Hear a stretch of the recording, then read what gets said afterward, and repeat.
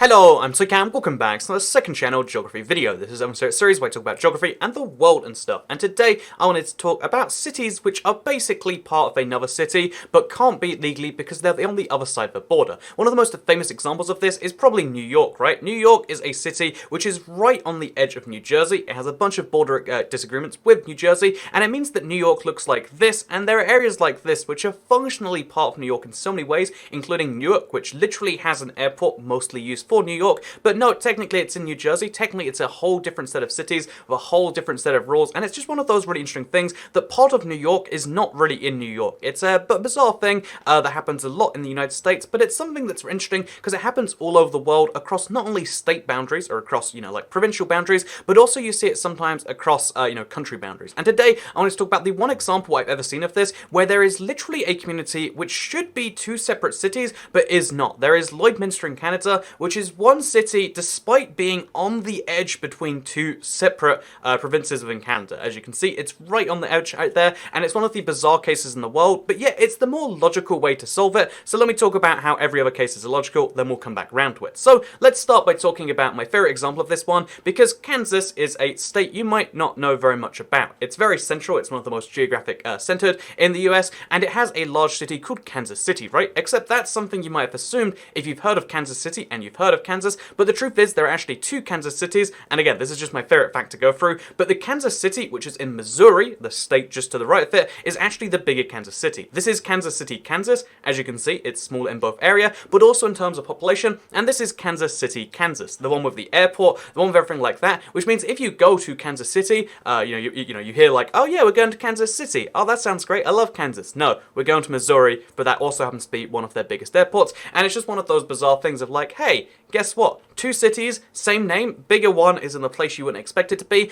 but it's not like it's an uncommon issue of having to have two separate jurisdictions. Again, it's not just like, even though they literally, if people will go from one to the other very, very often, regularly, etc., despite the fact that they functionally combine into one city, they're in two separate jurisdictions because the state overrules the city on this one, and the state doesn't, neither state wants to give up its share of tax revenues, its share of ability to govern, especially over, places as vital as cities. So instead what you see is you see places like this which end up being split between two states. It happens so often in the United States. I mentioned New York, but there's also St. Louis. Again, it's also Missouri, where there's also East St. Louis, which again, functionally the same thing. I drove across into it once, didn't even realize. I was like, oh, we're in East St. Louis now. Fun fact, Missouri won this one too. East St. Louis is generally considered to be the not so good one, and St. Louis has the arch and all the other wonderful things. Again, would recommend it, but purely for this one thing that's showing up on Google Maps right now. City Museum, a wonderful thing. But today's video is not about the best museum inside of the Americas.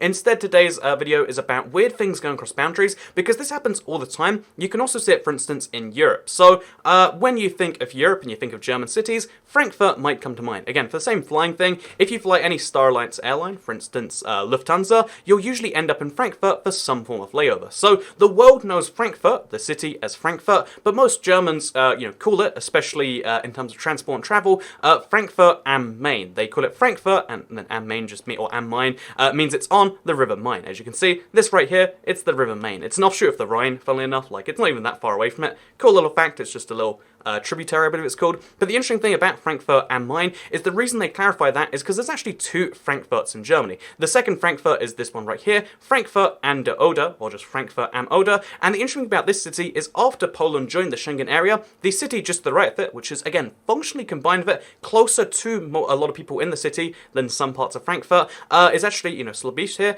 As you can see, the two cities are linked. You can just walk from one to the other. It's not even very hard, really. And the interesting thing about this is it means that if you live in one of the, close parts of the river, then functionally speaking, for the most part, you're going to end up in a situation where you can just walk across the other side. So, for instance, you're in Poland, you want some employment opportunities, you might find some on the German side. You're in the German side, and you're like, here's the problem with German McDonald's, X, Y, and Z. Well, you can try Polish McDonald's. Again, whole different franchise, whole different chain, whole different thing, just on the other side of the river. There is actually a McDonald's on both sides. I feel like there's some grand toy cat video to be made from that. But the fact that there is like, oh yeah, that's an interesting thing. And in some cases, not that it actually works on an insurance level, because German health insurance is a whole weird thing, but like there's a hospital over there, it might save your life to go there. Oh, they're 2.8 stars, maybe not, 2.6 stars, maybe not, but it might save your life to go there instead of going to the nearest nearest hospital, which is the weird thing about cities like this. They're functionally conjoined, but Germany's not giving up Frankfurt and Oder, Poland's not giving up a city, there's no reason for either side to do it. So despite the fact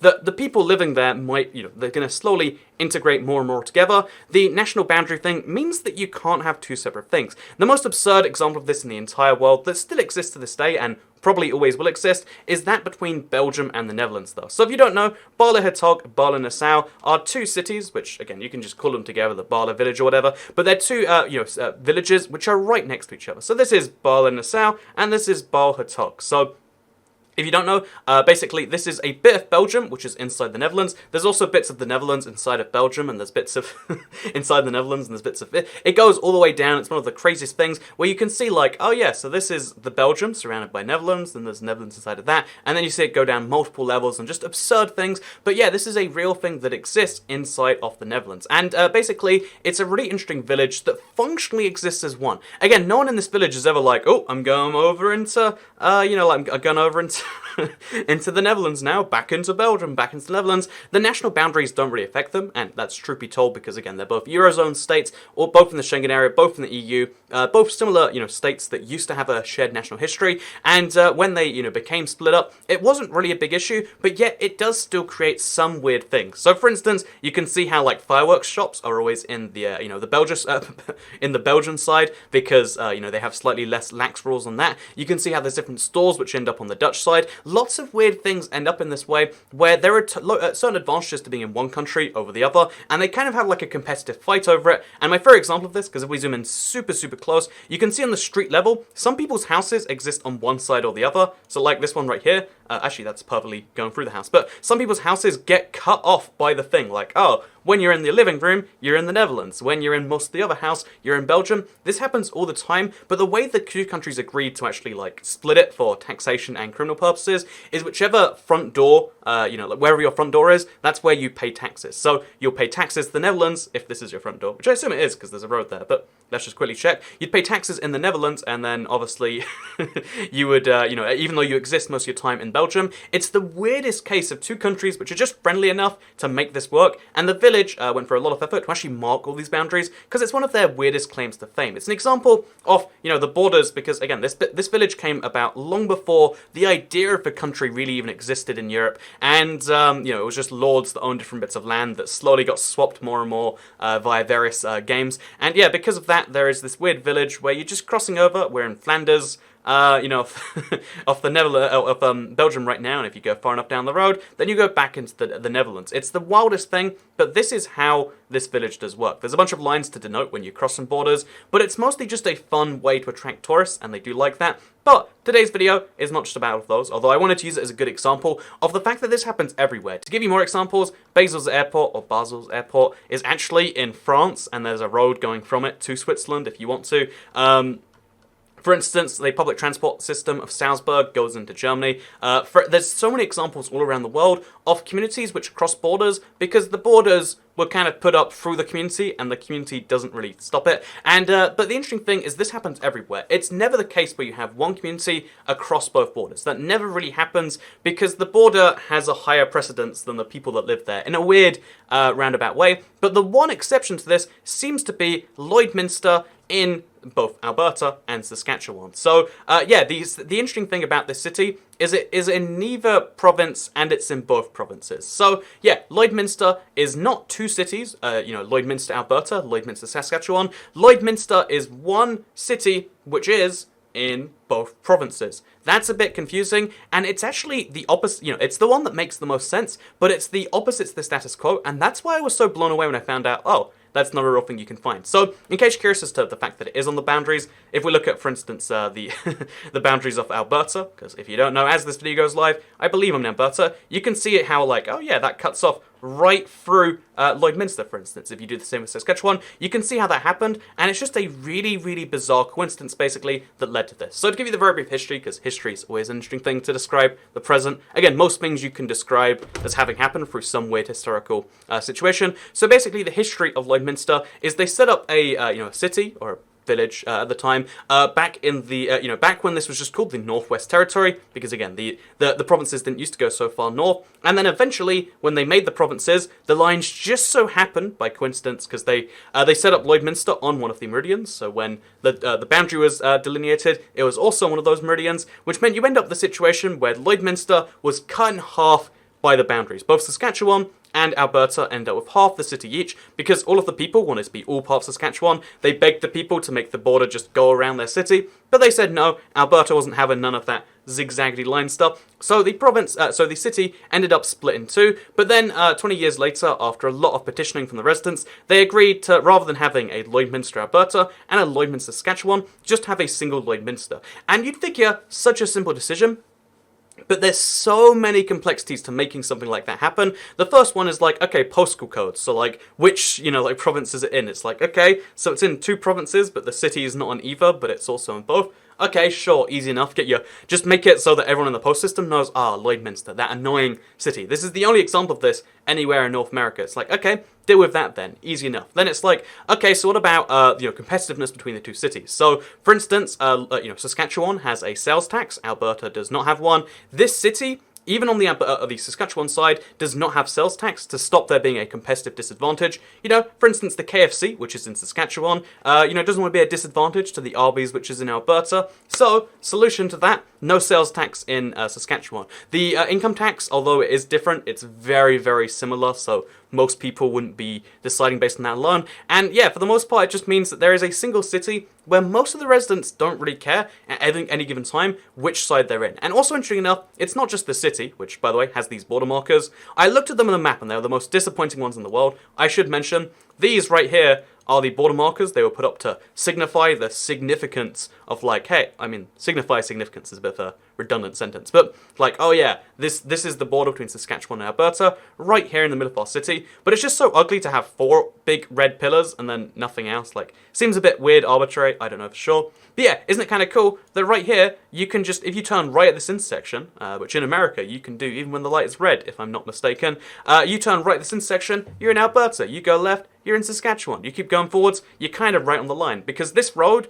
even though the road is all in Saskatchewan, I know people are going to hate my pronunciation of that, by the way, but even though the road is all in Saskatchewan, if you pull off on the left-hand side of it, you end up in Alberta. And it's kind of interesting because at certain points, it zigs and it zags. So at this point, you go way into there, and then at this point, you go way into the other. It's just kind of a wild thing to me that there's this huge road split between the two provinces, and anytime you turn off one way, you go into one side, anytime you turn off the other, you go into the other. So for instance, here's another crossroads. There's just crossroads all the time, and every decision you make at one of these is going to lead you into one province or into the other. Apparently we've come way past the point where Google Street View was willing to go. Just up here maybe? To 67th Street? There we go. So we got another one where it's like, oh, you want to go to Saskatchewan or Alberta? That's kind of cool to me, because Canadian provinces, you might assume like, oh yeah, they're like states, but they're all huge.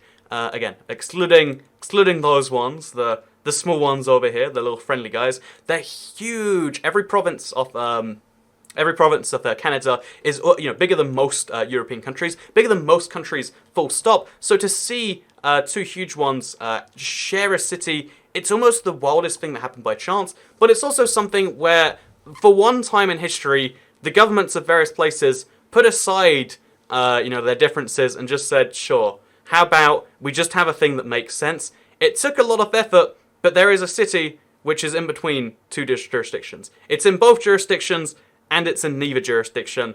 And to me, I like that. I think it should be almost a thingdom more of the world, but it shows that even if you think borders are a nothing thing, the borders actually control a lot around the world. It takes a lot of effort to undo them, and there's only one example where it has been undone. By the way, there's a place called Onion Lake. Like, what is that as a place? Also, look, the Onion Lake store is actually in Alberta, outside of the Onion Lake jurisdiction. Kind of a fun little thing for you right there. But anyway, thank you very much for watching today's video. Again, guest edited. I think there's a different guest editor for each of the videos you've seen mostly so far. So let me know what you thought of this one or all of them combined, because it's been interesting to just send different videos to different people, see how this all goes out. I'm enjoying it a lot. It's cool to see Geography of Toy Cat with a lot of other stuff. And also, I should mention, I've got a new light, and it's so bright. Like, this is on its minimum setting, and I'm already my eyes hurt a bit. But let me show you just how bright this thing is. So this is my share on minimum lighting. This, I can't even find the switch. Oh god, oh man. I look, and I'm literally, it's a really bright light, because my old light had a problem with not showing enough light. It was a big problem. But now, I am so white, and it's useful. Man. Why would they make it this powerful? Like, it's designed for this range. I just have to shield my eyes a little bit. So, yeah, thank you very much for watching this video. Let me know what you think. If you've ever seen any other city like this, let me know. As I understand it, I did so much searching to make sure it was the only case. And I think it's interesting and hopefully a sign of the future. Maybe we could move the borders. Maybe we could just move the cities or work out something like that. But the idea, in my opinion, I think you live in your city first, then you live in your subnational boundary, then you live in your country, then you live in your whatever else. And I think it's good when the city is actually recognized, the little guy wins for once. Or maybe I'm crazy, let me know. Thank you very much for watching. Second channel, don't care. Goodbye.